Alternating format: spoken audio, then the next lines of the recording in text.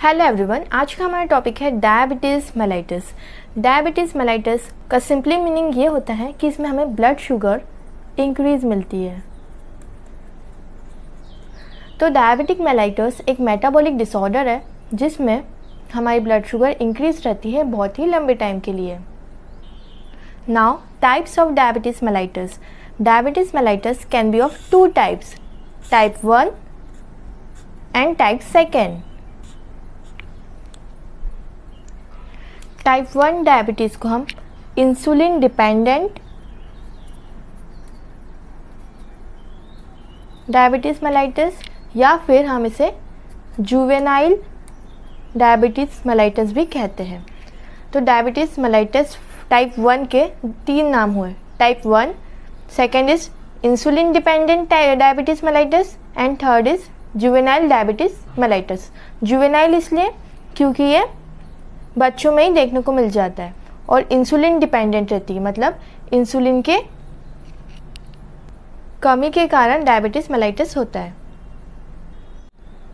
Type 2 diabetes mellitus को हम non insulin dependent diabetes mellitus भी कहते हैं क्योंकि इसमें इंसुलिन का कोई भी डायरेक्ट रिलेशन नहीं रहता है।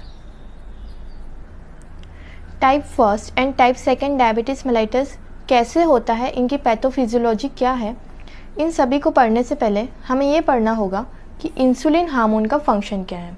So first of all, insulin is a hormone which is secreted by pancreas and pancreas की बीटा सेल्स प्रोड्यूस करती है इंसुलिन हार्मोन को।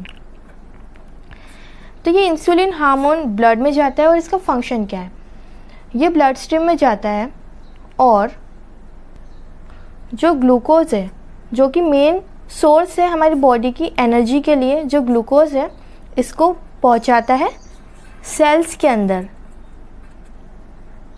सो ग्लूकोज को सेल के अंदर पहुंचाने का काम किसका हुआ, इंसुलिन हार्मोन का हुआ। और ये इंसुलिन हार्मोन कौन सिक्रीट कर रहा था, beta cells, okay, beta cells of pancreas. और हम सभी को पता है कि ग्लूकोज हार्मोन कैसे आता है, ग्लूकोज कैसे आता है। हम जो कार्बोहाइड्रेट ईट करते हैं, मतलब जो हम फूड खाते हैं, उसमें क्या प्रेजेंट रहता है, कार्बोहाइड्रेट रहता है। ये कार्बोहाइड्रेट ब्रेक होता है और सिंपल सब्सटेंस में, सिंपल एब्जॉर्बेबल सब्सटेंस जो कि है ग्लूकोज, जो कि मेन सोर्स ऑफ एनर्जी है, उसमें ब्रेक डाउन होता है ताकि ये ग्लूकोज हमारी सेल्स के पास जाए और उन्हें एनर्जी मिले फॉर फंक्शनिंग ऑफ सेल्स। अब नेक्स्ट हम देखेंगे टाइप 1 डायबिटीज़ मेलाइटस की पैथोफिजियोलॉजी, मतलब टाइप 1 डायबिटीज़ कैसे होता है। सो नॉर्मली क्या होता है, ये पैंक्रियास है, पैंक्रियास का ये टेल एंड है जहाँ पे प्रेजेंट है बीटा सेल जो कि सिक्रीट करेगी इंसुलिन हार्मोन को, ठीक है। सो इंसुलिन इज़ ए की that unlocks the glucose channel. इसका मतलब क्या हुआ, ये हमारी सेल है, ठीक है, ये हमारी सेल है और इसकी फंक्शनिंग के लिए हमें चाहिए एनर्जी, और वो एनर्जी क्या है, हमारी ग्लूकोज है। तो ये ग्लूकोज को सेल के अंदर लाने के लिए एक चैनल की ज़रूरत होती है जिसे हम कहते हैं ग्लूकोज चैनल। ये ग्लूकोज चैनल तभी ओपन होगा जब इंसुलिन हार्मोन रहेगा। सो इंसुलिन इज़ ए की that unlocks the glucose channel. So normal state में क्या होता है, मतलब जब डायबिटीज़ नहीं है तब क्या होता है, तब पैंक्रियास सिक्रीट करता है इंसुलिन और इंसुलिन जाता है ब्लड स्ट्रीम में, ठीक है। ये जो ग्रीन कलर के हैं ये इंसुलिन के हार्मोन्स हैं, ये ट्रैवल करते हैं ब्लड स्ट्रीम में जाते हैं और सेल्स के पास पहुंचते हैं। तो ये जो इंसुलिन है ये इसके रिसेप्टर्स, ये जो येलो कलर का ये इसका रिसेप्टर है और ये ग्रीन इंसुलिन हार्मोन है, तो ये इसके साथ बाइंड होता है। जब इसके साथ बाइंड होता है तो हमारा जो ग्लूकोज चैनल है ये ओपन हो जाता है और जो ग्लूकोज है वो सेल के अंदर आ जाता है और सेल्स को एनर्जी मिल जाती है। लेकिन टाइप 1 डायबिटीज़ मेलाइटस में क्या होता है, देखिए टाइप 1 डायबिटीज़ मेलाइटस में इंसुलिन नहीं है। इंसुलिन कैसे नहीं है, क्योंकि बीटा सेल्स का ऑटो इम्यून डिस्ट्रक्शन हो गया है। So in type 1 diabetes mellitus pancreas failure to produce enough insulin due to loss of beta cells. Insulin produce कर रही थी insulin was produce by beta cells. अब ये बीटा सेल्स का क्या हो गया, डिस्ट्रक्शन हो गया, मतलब बीटा सेल्स अब इंसुलिन में प्रेजेंट नहीं है। तो ब्लड वेसल में इंसुलिन जाएगा, नहीं जाएगा। ये ग्रीन कलर के जो इंसुलिन हार्मोन्स थे ये यहाँ पर नहीं रहेंगे, यहाँ पर क्या रहेगा, सिर्फ ग्लूकोज रहेगा। ये ऑरेंज कलर के मॉलिक्यूल्स ग्लूकोज ही रहेंगे, और जो ग्लूकोज चैनल है वो भी हमारे क्लोज रहेंगे, क्योंकि जो इंसुलिन हार्मोन था वो की था that unlocks the glucose channel. Glucose channel को ओपन करने के लिए जो हार्मोन हमें चाहिए था वो था इंसुलिन, लेकिन अब इंसुलिन हार्मोन नहीं है क्योंकि बीटा सेल्स का ऑटोइम्यून डिस्ट्रक्शन हो गया है। तो ये पैथोफिजियोलॉजी हमारी रही टाइप 1 डायबिटीज़ मेलाइटस की। टाइप 1 डायबिटीज़ मेलाइटस के क्लिनिकल फीचर्स क्या आएंगे। तो डायबिटीज़ मेलाइटस का जो क्लिनिकल ट्रायड है ये दोनों प्रेजेंट रहेगा, दोनों डायबिटीज़ में प्रेजेंट रहेगा, टाइप 1 में भी और टाइप 2 में भी। तो ये क्लिनिकल ट्रायड में क्या क्या आता है, पॉलीयूरिया, पॉलीडिप्सिया और पॉलीफेजिया। पॉलीयूरिया मतलब पेशेंट फ्रीक्वेंट यूरिनेशन करेगा, बार बार यूरिनेशन के लिए जाएगा। पॉलीडिप्सिया मतलब उसे ज़्यादा थर्स्ट कैसी लगेगी, ज़्यादा लगेगी। और पॉलीफेजिया मतलब उसे हंगर भी ज़्यादा लगेगा। ठीक है, तो ये जो क्लिनिकल ट्रायड है डायबिटीज़ का, ये टाइप 1 में भी देखने को मिलता है और टाइप 2 में भी देखने को मिलता है। इसके अलावा हमें देखने को मिलेगा वेट लॉस। वेट लॉस क्यों देखने को मिल रहा है, पॉलीफेजिया फिर भी वेट लॉस क्यों देखने को मिल रहा है, वो इसलिए क्योंकि पेशेंट खा तो बहुत रहा है लेकिन जो ग्लूकोज है वो ब्लड में इंक्रीज्ड है, लेकिन सेल्स के अंदर ग्लूकोज है क्या, नहीं है। मतलब सेल की फंक्शनिंग के लिए ग्लूकोज है, नहीं है, इसलिए वेट लॉस देखने को मिलता है। वेट लॉस बिकॉज क्योंकि अभी ग्लूकोज सेल्स के पास नहीं है तो सेल्स की फंक्शनिंग के लिए एनर्जी तो चाहिए।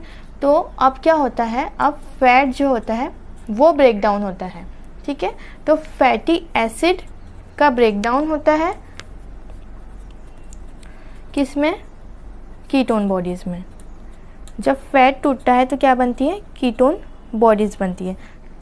जब ये कीटोन बॉडीज़ ब्लड के अंदर इंक्रीज़ होती है तो इस कंडीशन को हम कहते हैं कीटोसिस, मतलब कीटोन बॉडीज़ का ब्लड में इंक्रीज़ हो जाना। और ये डायबिटीज़ फर्स्ट में हमें देखने को मिलता है। कीटोन बॉडीज़ जब बहुत ज़्यादा इंक्रीज़ हो जाती है तो ये यूरिन के थ्रू भी एक्सक्रीट आउट होती है। तो ये प्रोसेस को हम क्या कहते हैं, ये कंडीशन को हम कहते हैं कीटोन्यूरिया, मतलब यूरिन में कीटोन बॉडीज़ का पाया जाना। तो ये भी डायबिटीज़ फर्स्ट में हमें देखने को मिलता है।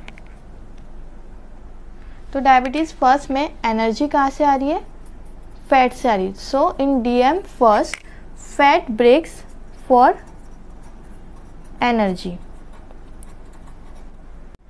ब्लड शुगर के इंक्रीज़ होने के कारण ब्रेन के पास भी इंक्रीज ब्लड शुगर रहेगा, जिसके कारण हमें इरिटेबिलिटी देखने को मिलेगी और मूड चेंजेस देखने को मिलेंगे, प्लस हमें फटीग भी देखने को मिलेगा और ब्लड विजन। तो ये सारे क्लिनिकल फीचर्स हमें देखने को मिलेंगे डायबिटीज़ फर्स्ट में। डायबिटीज़ फर्स्ट का मेन इम्पॉर्टेंट कॉम्प्लिकेशन अगर आपसे कोई पूछे तो वो है ketoacidosis. Diabetes ketoacidosis ये इसका मेन कॉम्प्लिकेशन है, क्योंकि जो कीटोन है वो इंक्रीज़ हो रहा था ब्लड में क्योंकि फैट का ब्रेकडाउन हो रहा था, इसलिए हमें इसमें देखने को मिलता है डायबिटिक कीटो एसिडोसिस। नेक्स्ट हम देखेंगे टाइप 2 डायबिटीज़ मेलाइटस की पैथोफिजियोलॉजी, मतलब टाइप 2 डायबिटीज़ मेलाइटस कैसे होता है। टाइप 2 डायबिटीज़ मेलाइटस को हम non insulin dependent diabetes mellitus भी कहते हैं। नॉन इंसुलिन डिपेंडेंट मतलब यहाँ पर इंसुलिन हार्मोन तो रहेगा लेकिन फिर भी डायबिटीज़ हो जाएगा, क्योंकि यहाँ पे जो हमारी सेल्स है बॉडी की वो रेजिस्टेंस डेवलप करेंगी इंसुलिन के प्रति। टाइप 2 डायबिटीज़ मेलाइटस में हमें एक वर्ड याद रखना है, रेजिस्टेंस। यहाँ हमें क्या देखने को मिलेगा, रेजिस्टेंस अगेंस्ट इंसुलिन। ओके, ठीक है। अब हम देखते हैं कि पैथोफिजियोलॉजी कैसे होता है।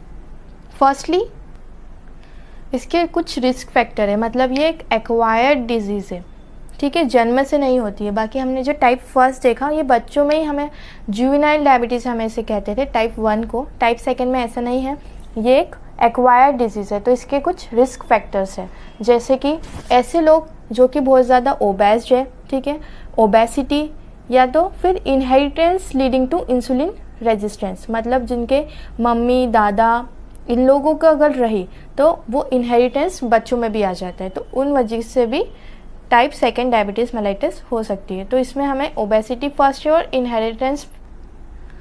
So in type 2 diabetes mellitus ये जो पैंक्रियाज है जो कि इंसुलिन सिक्रीट करता है, ये सफिशिएंट अमाउंट में इंसुलिन सिक्रीट करता है। So pancreas sufficient insulin secreted in blood stream, ये ग्रीन कलर के जो मॉलिक्यूल्स हैं ये ब्लड स्ट्रीम में ये इंसुलिन है और बीटा सेल इसे नॉर्मली सिक्रीट कर रहा है, और ये जी ग्लूकोज के मॉलिक्यूल्स है, तो हमारे ब्लड में ग्लूकोज भी है और इंसुलिन भी है। अब ये ट्रैवल करते हैं हमारे मसल्स या एडिपोज टिश्यूज़ के पास जहाँ पे एनर्जी की रिक्वायरमेंट है, मतलब जहाँ हमें ग्लूकोज पहुँचाना है वहाँ पे ट्रैवल करते हैं।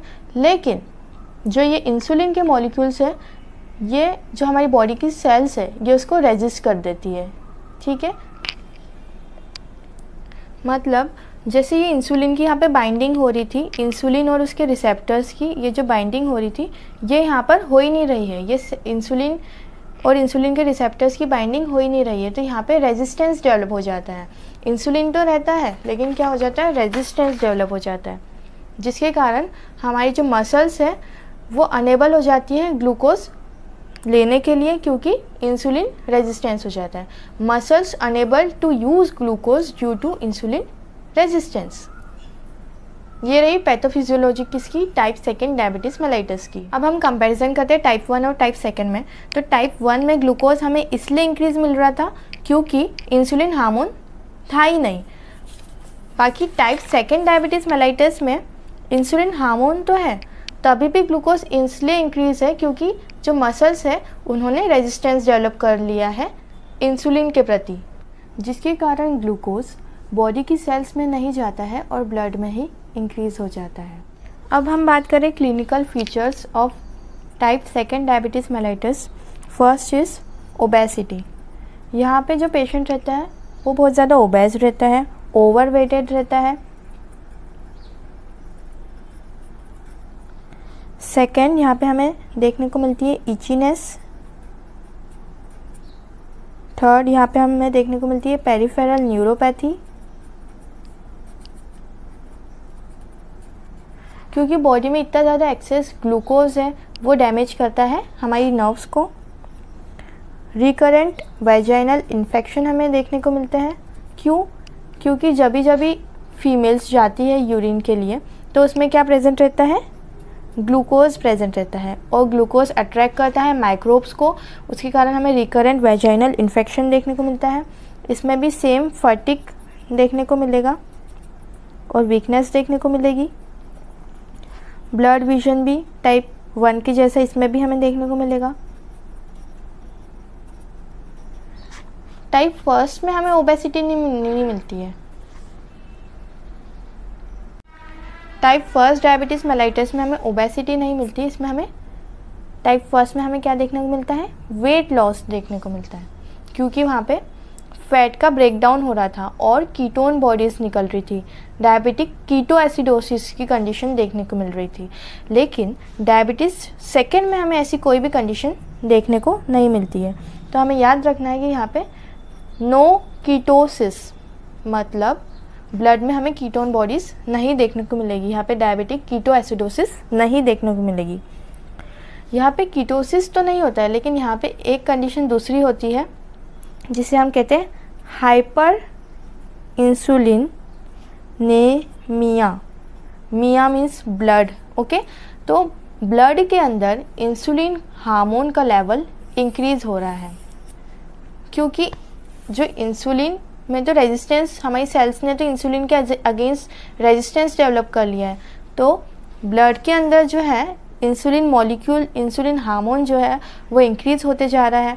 तो ये कंडीशन को हम क्या कहेंगे, हाइपर इंसुलिनेमिया, क्योंकि पैंक्रियाज तो नॉर्मल अमाउंट में इंसुलिन सिक्रीट कर रही है, pancreas is secreting sufficient amount of insulin in blood stream, so hyperinsulinemia की कंडीशन डेवलप हो जाती है।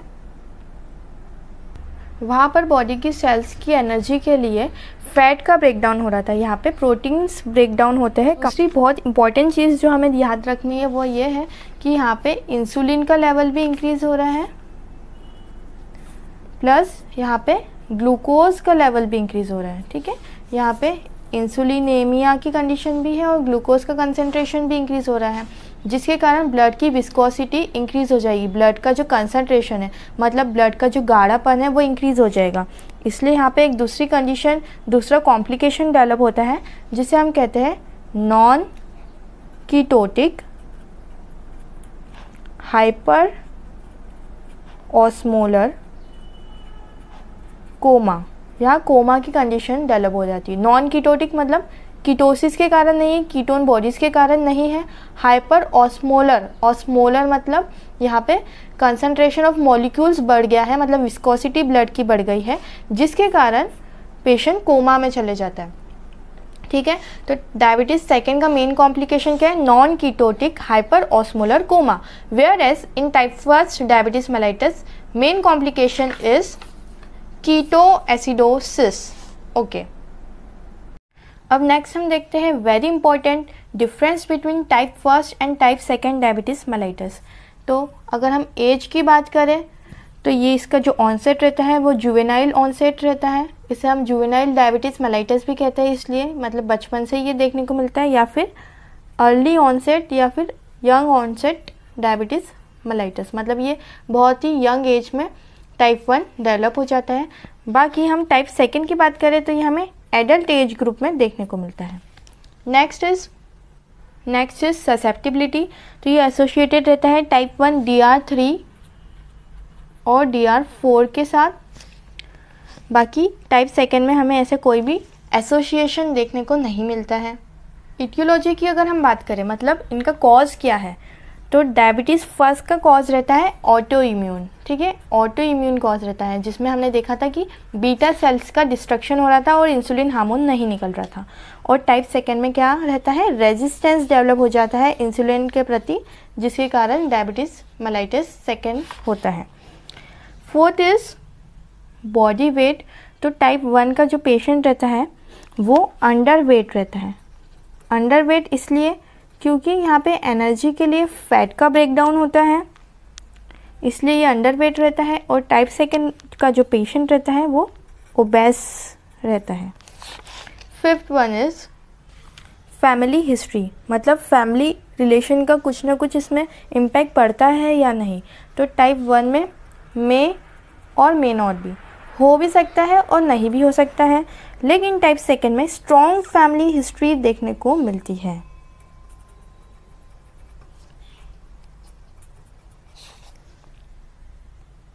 सिम्टम्स की बात करें तो टाइप 1 में एब्रप्ट ऑनसेट रहता है, मतलब एकदम से ही डायबिटीज़ फर्स्ट के सिम्टम्स देखने को मिलते हैं, क्योंकि यहाँ बीटा सेल्स का ऑटोइम्यून डिस्ट्रक्शन, तो सारी सेल्स का डिस्ट्रक्शन एकदम से होता है और सिम्टम्स भी बहुत ज़्यादा जल्दी आते हैं। बाकी जो टाइप 2 रहता है उसमें ग्रेजुअली सिम्टम्स आते हैं, मतलब धीरे धीरे सिम्टम्स हमें देखने को मिलते हैं। तो इसमें टाइप 1 में ग्रेजुअली डेवलप। सीरम इंसुलिन की अगर हम बात करें तो टाइप 1 में सीरम इंसुलिन लो रहता है, क्योंकि बीटा सेल्स ही नहीं है, बीटा सेल्स इंसुलिन प्रोड्यूस ही नहीं कर रही है, तो इसमें हमें लो देखने को मिलता है।